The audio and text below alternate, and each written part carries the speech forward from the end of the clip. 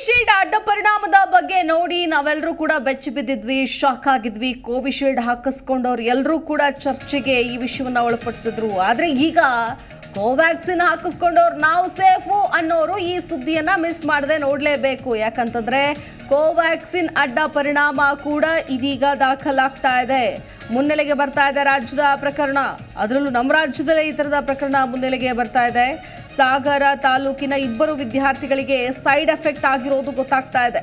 ಅಟಲ್ ಬಿಹಾರಿ ವಾಜಪೇಯಿ ವಸತಿ ಶಾಲೆಯ ವಿದ್ಯಾರ್ಥಿಗಳಿವರು. ಎಣ್ಣೆಕೊಪ್ಪ ಗ್ರಾಮದ ಮನುಚಂದ್ರ ಅನ್ನೋ ವಿದ್ಯಾರ್ಥಿಗೆ ಕಾಲು ಬಾವು ರೋಗ ಕಾಣಿಸಿಕೊಂಡಿದೆ. ಬನಾರಸ್ ವಿವಿ ವರದಿ ಬೆನ್ನಲ್ಲೇ ಮುನ್ನೆಲೆಗೆ ಬಂದಿದೆ ರಾಜ್ಯದ ಪ್ರಕರಣ. ಕೋವಿಶೀಲ್ಡ್ ಆಯಿತು, ಈಗ ಕೋವ್ಯಾಕ್ಸಿನ್ ಸರದಿ ಅಂತ ಹೇಳ್ಬೋದು. ಕೋವ್ಯಾಕ್ಸಿನ್ ಹಾಕಿಸ್ಕೊಂಡವರೆಲ್ಲ ನಾವು ಸೇಫು ಅಂತ ಅಂದ್ಕೊಂಡಿರೋರು ಈ ಸುದ್ದಿಯನ್ನು ಮಿಸ್ ಮಾಡದೆ ನೋಡಬೇಕು.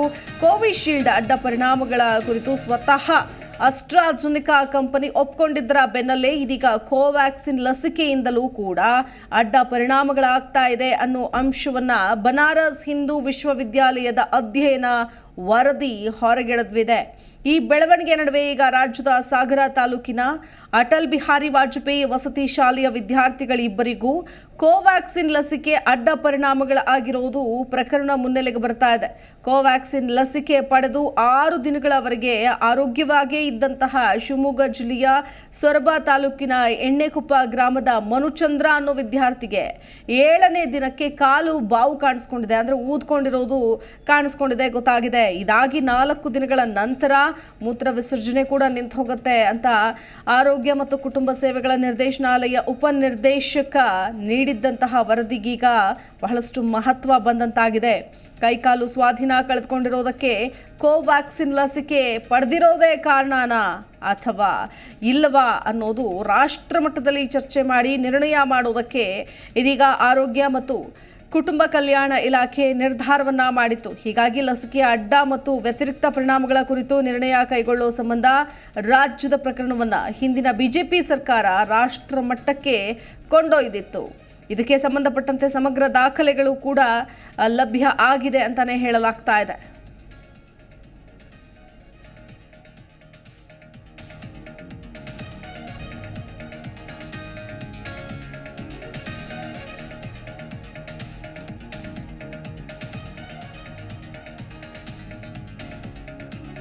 ನೋಡಿ, ಬಹುಶಃ ನೀವೆಲ್ಲರೂ ಕೂಡ ನೋಡಿರಬೇಕು, ಓದಿರಬೇಕು. ಕೋವಿಶೀಲ್ಡ್ ನಂತರದಲ್ಲಿ ಕೋವ್ಯಾಕ್ಸಿನ್ ಅಡ್ಡ ಪರಿಣಾಮ ಕೂಡ ಉಂಟಾಗ್ತಾ ಇದೆ.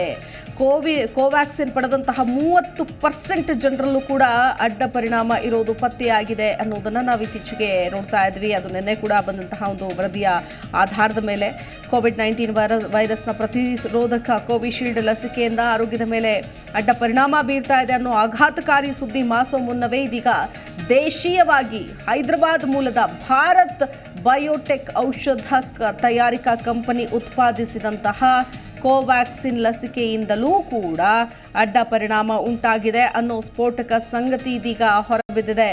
ಅದು ಅಷ್ಟೇ ಅಲ್ಲ, ಬನಾರಸ್ ಹಿಂದೂ ವಿಶ್ವವಿದ್ಯಾಲಯ ನಡೆಸಿದಂತಹ ಅಧ್ಯಯನದಲ್ಲಿ 1/3 ಜನರಲ್ಲಿ ಅಂದರೆ 30%, ಅಂದರೆ 10 ಜನ ವ್ಯಾಕ್ಸಿನ್ ಹಾಕಿಸ್ಕೊಂಡ್ರೆ 3 ಜನರಲ್ಲಿ ಅಡ್ಡ ಪರಿಣಾಮ, 3 ಜನರಲ್ಲಿ ಒಬ್ಬರಿಗೆ ಅಥವಾ 100 ಜನರಲ್ಲಿ 30 ಜನಕ್ಕೆ ಅಡ್ಡ ಪರಿಣಾಮಗಳು ಕಾಣಿಸ್ಕೊಳ್ತಾ ಇದೆ ಅಂತೇಳಿ ಈ ಒಂದು ವರದಿ ಬಹಿರಂಗಪಡಿಸಿತ್ತು.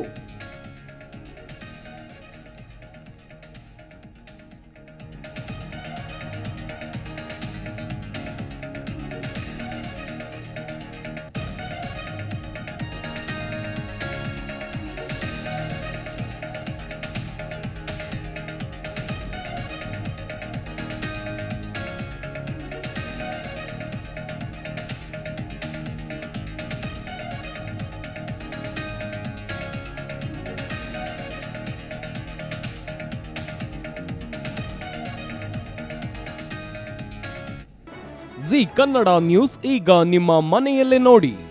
ಎಲ್ಲ ಕೇಬಲ್ಗಳಲ್ಲಿ ಈಗ ಲಭ್ಯ.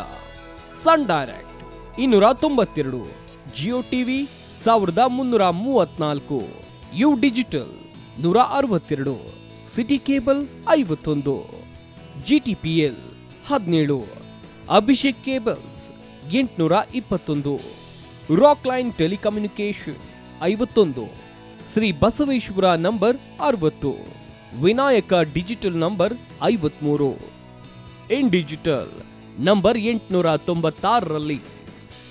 ನಿಮ್ಮಿಸ್ತದ ಜಿ ಕನ್ನಡ ನ್ಯೂಸ್ ನೋಡಿ ಆನಂದಿಸಿ.